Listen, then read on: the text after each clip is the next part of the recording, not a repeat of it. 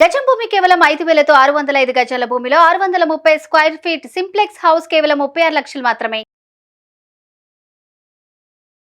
నమస్తే సార్. నమస్కారం అండి. పల్లవి ప్రశాంత్ టాపిక్ మనం చూస్తే విన్నర్ అయినప్పటి నుంచి హాట్ టాపిక్గానే మారిపోయింది. ఎప్పుడైతే తనని రిమాండ్కి తీసుకున్నారో 14 days అని చెప్పి అసలు బెయిల్ వచ్చే అవకాశం కనిపిస్తుందా? ఎన్ని కేసులు ఉన్నాయి అని దాంతోపాటు సుమోటో కింద తీసుకున్నారు, ఏ విధంగా చూడొచ్చు అన్నది చాలామందికి ఉన్న ప్రశ్ననే చెప్పుకోవచ్చు. అసలు బెయిల్ వచ్చే అవకాశం కనిపిస్తుంది అంటారా?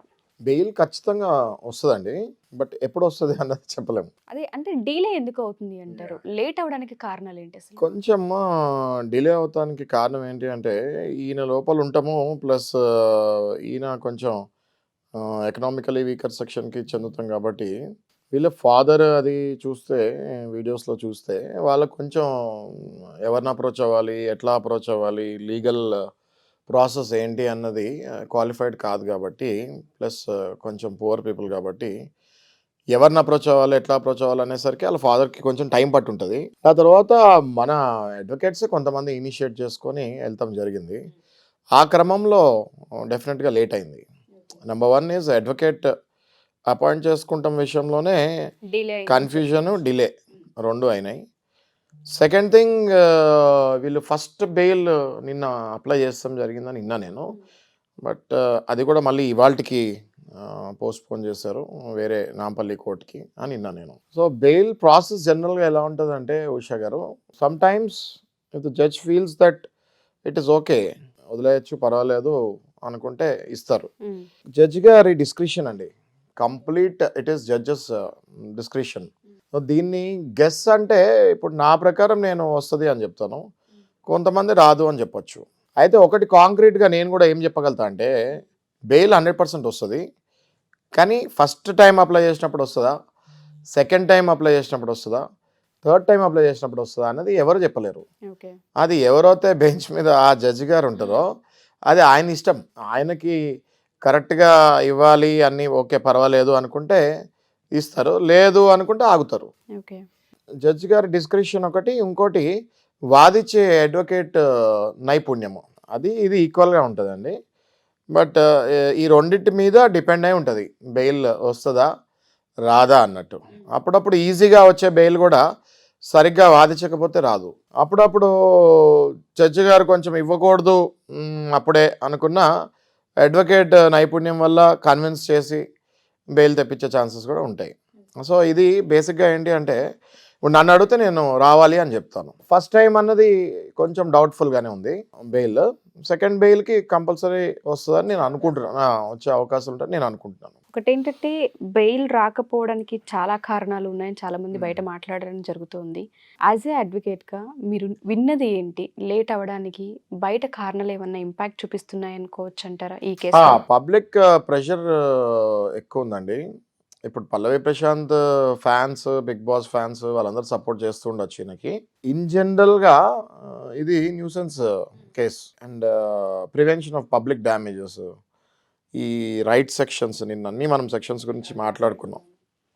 దగ్గర ఒక 8 సెక్షన్స్ వరకు పడి ఉంటాయి. అందులో వేరే అన్నీ బెయిలబుల్, ఒక్కటి నాన్ బెయిలబుల్ పడిందని వింటున్నాము.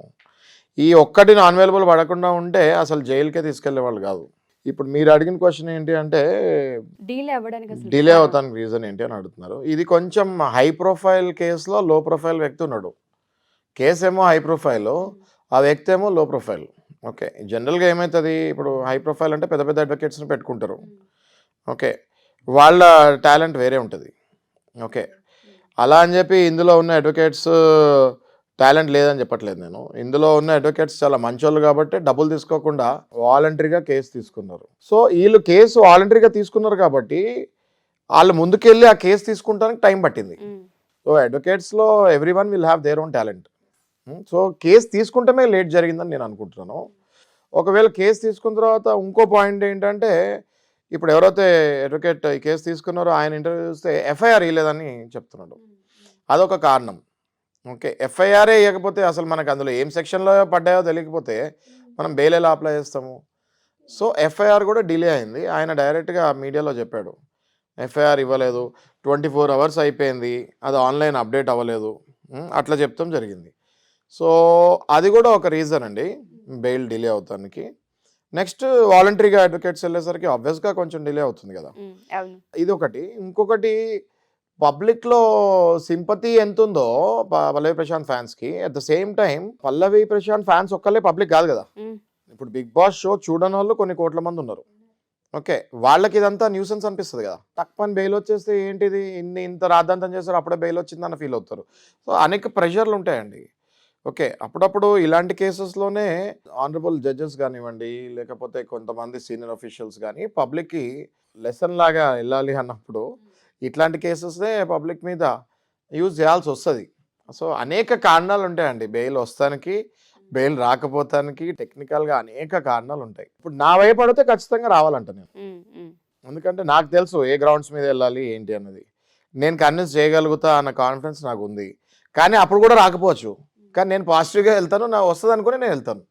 ఇప్పుడు అక్కడికి వెళ్ళే అడ్వకేట్ ఎలా అప్రోచ్ అవుతున్నారు అన్నది మనం చూసుకోవాలి. సీనియర్ అడ్వకేట్సే ఉన్నారు ఇప్పుడైతే వాలంటీర్గా తీసుకున్నది. సో లెట్స్ సీ వస్తుందా రాదా అన్నది. ఒకవేళ ఫస్ట్ బెయిల్ రిజెక్ట్ అయితే సెకండ్ బెయిల్లో వచ్చే ఛాన్సెస్ ఎక్కువ ఉంటాయి. ఓకే, ఒక 1 వీక్ గ్యాప్లో మళ్ళీ సెకండ్ బెయిల్ ఇవ్వచ్చు. ఏదేమైనా 14 days రిమాండ్కి తీసుకున్నారు కాబట్టి అన్ని రోజులు ప్రొలాంగ్ అయ్యే అవకాశమే కనిపిస్తుంది అనుకోవచ్చా సార్? మరి మీరు మాట్లాడుతున్న దాని ప్రకారం చూస్తే పల్లవి ప్రశాంత్కి బిగ్ బాస్ ఎక్స్టెన్షన్ అయింది. Okay, 106 days plus 14 days. Okay, ఈ 14 days ఎన్ని డేసా అన్నది no one can say. Okay, లేదా 14 days తర్వాత రావచ్చు. ఆల్రెడీ 2-3 రోజులు అయిపోతుంది.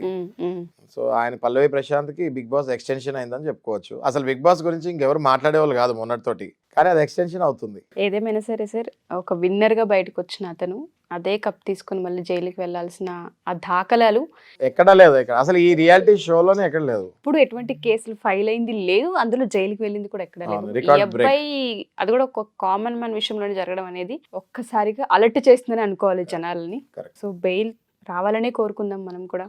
Thank you sir, thank you so much. నమస్తే.